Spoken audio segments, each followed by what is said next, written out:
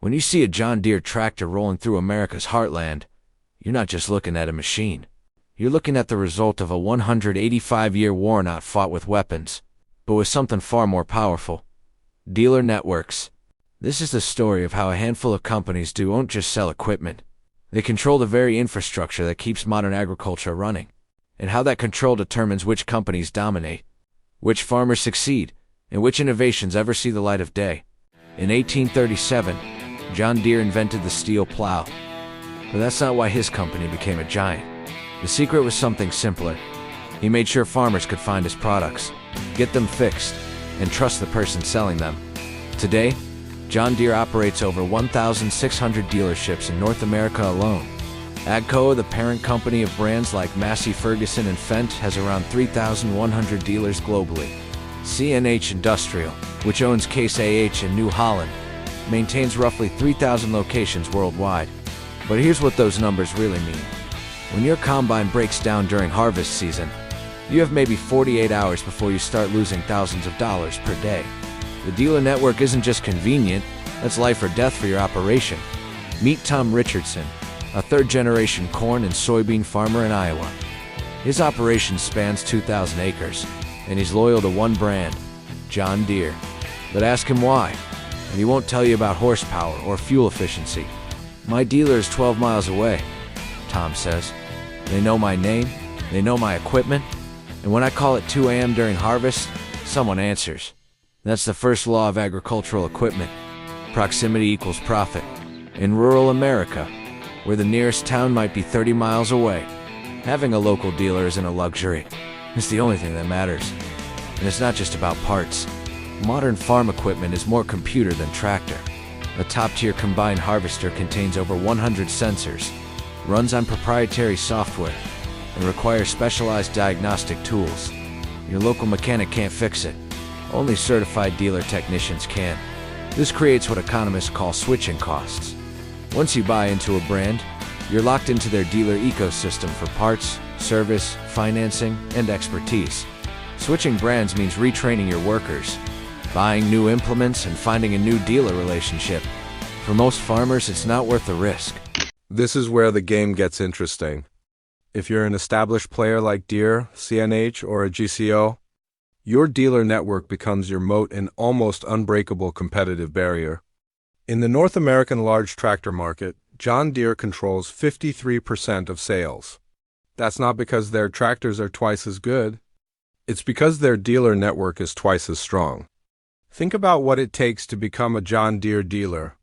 You need millions in capital for inventory, a massive service facility, trained technicians, specialized tools, and deep ties to the farming community. Most importantly, you need an exclusive contract with Deere, and they're not handing those out anymore. Dealers operate in protected territories. If you're the John Deere dealer in Webster County, Iowa, the next Deere dealer might be 50 miles away. This territorial system means competition happens between brands, not within them. And it gives existing dealers enormous power. The average large equipment dealership generates $20 to $50 million in annual revenue. But here's the secret. They don't make most of their money selling new tractors. They make it from three things: parts, service, and financing. Parts markup can range from 30% to 100%. When your $500,000 combine needs a $3,000 repair during harvest, you're not shopping around, you're calling your dealer. And because manufacturers control the parts supply, dealers control access. Then there's financing.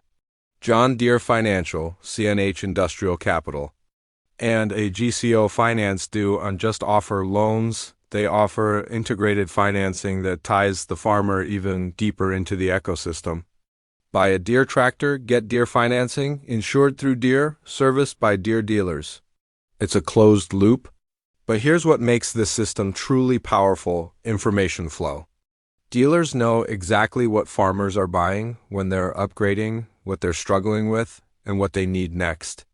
That data flows back to manufacturers, who use it to design better products and more effective sales strategies.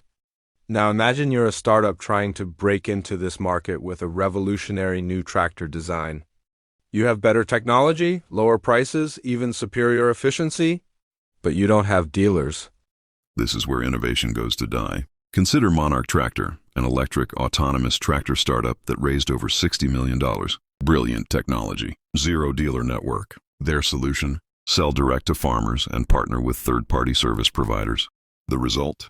They've sold hundreds of units, not thousands. Meanwhile, John Deere sells over 25,000 large tractors in North America alone, every single year. The problem isn't the product, it's access. A farmer in rural Kansas isn't buying a $250,000 machine from a company with one service location in California. The risk is too high. Some point to Tesla's direct-to-consumer model as proof that dealer networks are obsolete. But there's a crucial difference. When your Tesla breaks down, it's inconvenient. When your combine breaks down during harvest, you lose your annual income. Building a national dealer network from scratch requires billions in capital and decades of time. Even if you have the funding, you still need to convince existing dealers, who already have profitable relationships with established brands, to take a risk on you. Some dealers are multi-brand, carrying both John Deere and Kubota or Case IH and New Holland. But the big players increasingly demand exclusivity. And dealers have to choose: go all in with a market leader and get better support, or stay independent and risk being squeezed out. Dr. Sarah Martinez, an agricultural economist at Iowa State University, puts it bluntly. The dealer network is the single greatest barrier to competition in agricultural equipment. Not technology, not patents, not even brand loyalty. It's physical infrastructure and human relationships built over generations. This is why international markets look different. In India, where Mahindra & Mahindra dominates with over 40% market share, it's not because they make better tractors than Deere. It's because they built their dealer network first, and they built it everywhere, even in remote villages where international competitors wouldn't invest. The same pattern repeats globally. In Brazil, the Chinese manufacturer YTO is gaining ground not through superior technology, but through aggressive dealer network expansion in regions the American and European brands neglected. But the dealer network's power has created a backlash. Modern farm equipment is locked down with proprietary software. When something breaks, error codes often require dealer-only diagnostic tools to even identify the problem. Farmers can't fix their own equipment or hire independent mechanics without dealer authorization. John Deere argues this protects intellectual property and ensures quality repairs. Farmers argue it creates a monopoly on service, drives up costs, and leaves them stranded during critical harvest windows. The fight has gone political. Right-to-repair legislation has been introduced in over 20 states. Some farmers have resorted to hacking their own tractors using pirated Ukrainian software, a black market that exists specifically because the dealer network controls legitimate repairs. In 2023, under pressure, John Deere announced they would allow farmers more repair access. But the core issue remains. The dealer network still controls parts, software updates, and the expertise needed for complex repairs. And here's why this matters to the dealer question. Service revenue is growing faster than equipment sales. As farms consolidate and become more tech-intensive, the post-sale service relationship becomes even more valuable. Dealers aren't just selling machines, they're selling ongoing technical support contracts. So where does this leave the future of farming?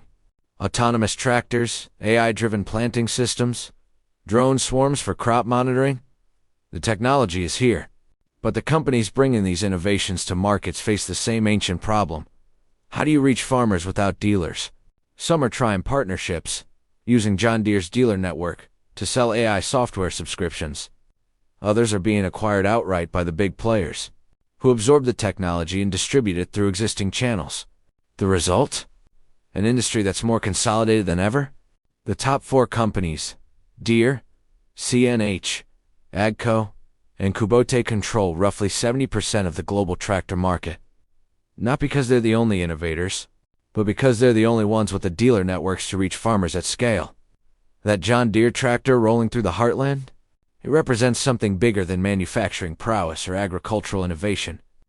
It represents 185 years of relationship building, infrastructure investment, and strategic positioning. In farming, the best product doesn't win.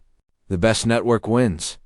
And until someone figures out how to crack the dealer code, the same handful of companies will continue to decide who farms, how they farm, and with what equipment. Because in the end, it's not about who builds the best tractor.